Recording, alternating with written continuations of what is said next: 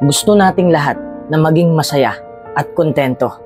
Natatandaan ko pang sinabi ni Benjamin Franklin. Sabi niya, ang pagiging kontento ay nagpapayaman sa mahihirap. Ang pagiging di kontento ay nagpapahirap sa mayayaman. Kaayon ng kasabihang yan, napatunayan ng marami na ang pagiging kontento ay hindi nabibili.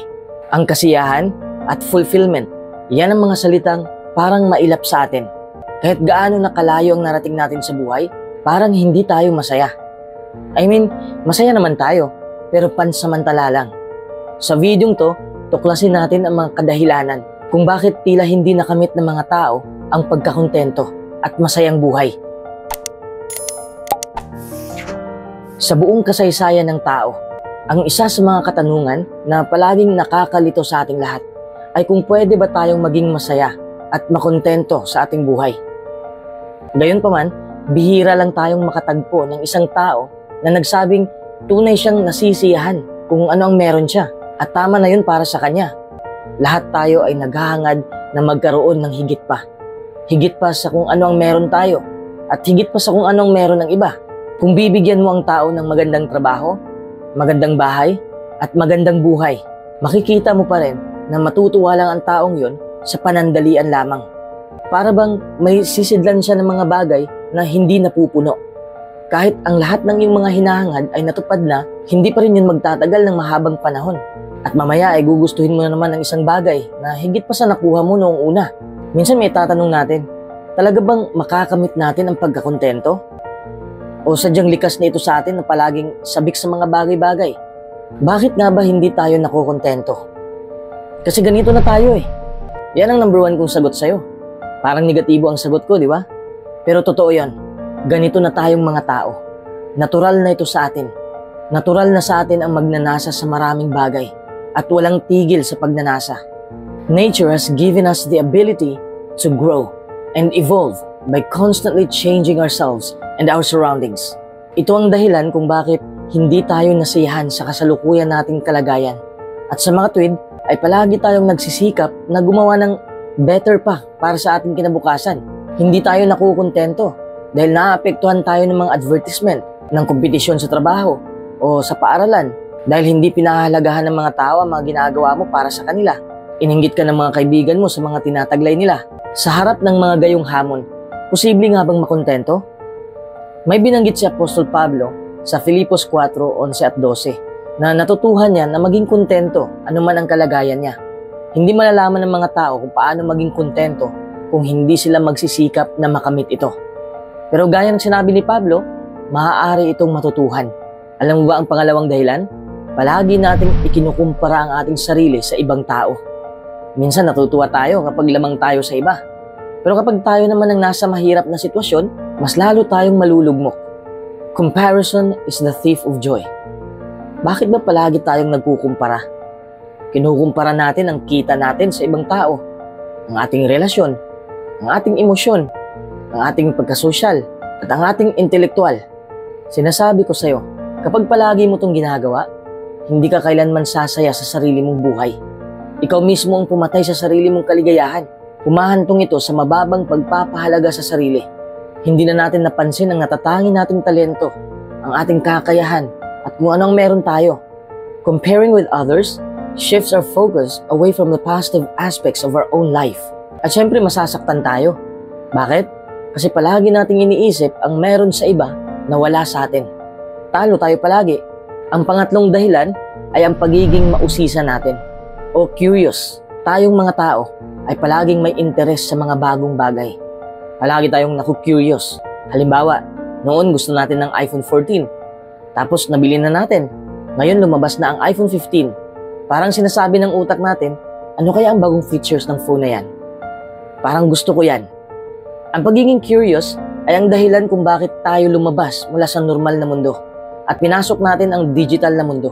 We now see technological and intellectual advancements around us. Dahil yan sa pagiging mausisa ng tao.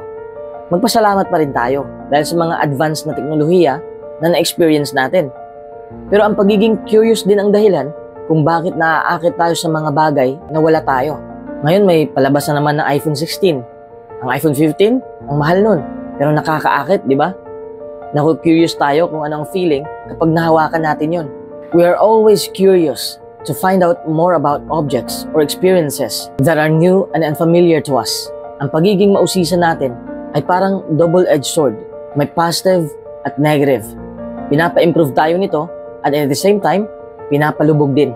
Ang pang-apat na dahilan ay dahil sa ambisyon natin. Maraming ambisyon. Kasi ang ambisyon natin ay hindi natatapos hanggat buhay pa tayo. Kamatayan lang ang makakapagpahinto sa atin. Dahil sa ambisyon ng mga tao, nakakapagpatayo tayo ng malalaking gusali. May internet na tayo, may mga software o apps na pwedeng makapag-video call. We have conquered nature and made our lives more comfortable and possibly more pleasurable. Ang pagkaambisyoso natin ang nagtutulak sa atin na kamtin ang ating pangarap sa buhay. Pero ito rin ang dahilan kung bakit hindi tayo masaya. Palagi na lang kasi tayong nakatuon sa ating kinabukasan. Nakalimutan na natin ang ating kasalukuyan. Hindi mo ba alam na ang bukas ay magiging ngayon? Kaya gawin mo ang lahat ngayon para mahulma mo ang iyong kinabukasan. Be happy of your present achievements and fulfilled ambitions. Ang panglimang dahilan ay nangangailangan tayo ng pagbabago. Hindi natin gusto na ganito na lang palagi, di ba? Nakakasawa ang buhay na palaging pabalik-balik ang routine. Trabaho, kain, tulog. We want to change our lives. Nag-i-enjoy tayo sa anumang bago at sa mga hindi pa natin na-explore. Gusto nating pumunta sa lugar na hindi pa natin napuntahan. Gusto nating bilhin ng mga bagay na hindi pa natin nahahawakan. Lahat naman yon ay nagpapasaya sa atin. Pero pansamantala lang. Sa paglaon, papasok ang sawa sa buhay natin. Ayaw mo man o hindi, magsasawa ka talaga. Hindi natin yan maiiwasan. Kapag nagsawa na tayo, babalik na naman tayo sa umpisa. Yung naghahangad tayo ng bago na namang bagay. Gusto natin ulit ng kakaibang pangyayari sa buhay. This human nature to rejoice in change and diversity always keeps us dissatisfied with our day-to-day life. Ang pang-anim na dahilan kung bakit hindi tayo makontento sa buhay ay gusto nating magpasikat sa iba. Yun bang bumibili ka ng mamahaling gamit para lang masabi na cool kid ka o rich kid ka? Pasikat ka kasi sa mga tao. Yan ang dahilan kung bakit hindi ka nakontento. Gusto mo na palagi kang i-praise ng karamihan. Halos lahat ginagawa mo para mapansin ka, para matanggap ka nila, para sumikat ka, para mag-iba ang tingin ng tao sa'yo o tataas ang tingin nila sa'yo. Alam mo, napakahirap i-please ang mga tao. Alam mo kung bakit? Kasi kahit anong pang gawin mo, titirahin ka pa rin nila. At ang paghanga nila sa'yo ay panandalian lang. Kukupas ka rin sa paningin nila. Yan ang masakit na katotohanan. Kaya bakit mo pa gagawin? Ito ang nakakatawa. Yung mga taong piniplease mo, sa totoo lang, katulad mo rin sila na nagpi-please din ng ibang tao. Hindi rin sila nakokontento sa buhay. At ito pa, yung iba dyan na piniplease mo, ay wala naman talagang pakialam sa buhay mo. Kita mo yan? Ibinuhos mo ang iyong lakas para sa walang kakwenta-kwentang bagay. Kung sa palagay mo magbuboost ang iyong confidence sa kakagawa niyan, nagkakamali ka. Ang pangpitong dahilan kung bakit hindi tayo nakontento ay dahil tinitingala natin palagi ang mga taong mas pa sa atin. Lumalaki tayo sa isang lipunan na pinupuri ang mga mayayaman kaysa sa mahihirap. Totoong-totoo yan. Kaya nga hindi pantay ang hustisya natin, di ba? Kapag mayaman ka, mahirap kang ikulong. Kapag mahirap ka, madali ka lang gawa ng kasalanan. Yan ang dahilan kung bakit hindi tayo makontento. Gusto rin natin yumaman eh. Nagsusumikap tayo para yumaman, para makabuo ng kapangyarihan. Mali yun. Pwede ka namang magpayaman, basta't huwag mo lang gamitin sa kasamaan. Magpayaman ka para may matulungan ka. Yan dapat. Pero isipin mo muna kung ang kayamanan ba talaga ang kailangan mo. O baka kailangan mo lang para may mapatunayan ka. Nung nag-aaral pa ako, palagi kong naririnig ang the more, the merrier. Masaya kapag marami. Pero ngayong mature na ako sa buhay, hindi pala yun totoo. Para sa akin lang hindi siya totoo. When I'm alone, parang mas tahimik ang buhay ko. At mas masaya at malaya ako. Noong narinig natin ang the more, the merrier, iniisip natin na ito ang tanging paraan para sumaya. Kaya naghahanap tayo ng maraming kaibigan. Nakakalimutan natin na ang pinakamagandang bagay sa buhay ay hindi nanggaling sa 7 dahilan na ito. Nakikiusap talaga ako sa'yo.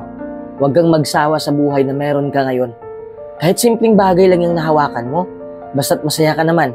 Yung totoong kasiyahan niya, panalo ka na dun. Pero sa palagay ko, ang mga tao ay hindi pa rin makontento. Pero hindi ibig sabihin na hindi tayo sasaya. Dapat lang nating alamin kung sapat na ba to sa atin. Huwag na tayong maghabol sa mga bagay na wala namang kwenta. Maliban na lang siguro kung maghahangad ka ng maraming negosyo, kasi nakakatulong yun. Pero kung liabilities lang yan, huwag na lang. Matatalo ka sa laban ng buhay. Setting up realistic goals and aiming to achieve only that much can keep us away from any disappointments and regrets, and can eventually make us more content in our lives. Kung hindi ka lalabas sa mundong puno ng ilusyon, hindi mo makakamit ang tunay na kasiyahan. Unawain mo ang 7 dahilan na to para mas mabuksan pa ang iyong isipan. We all have a choice to be happy with what we have today. The secret to contentment is to live in the present moment and do things that you really want to do as an individual.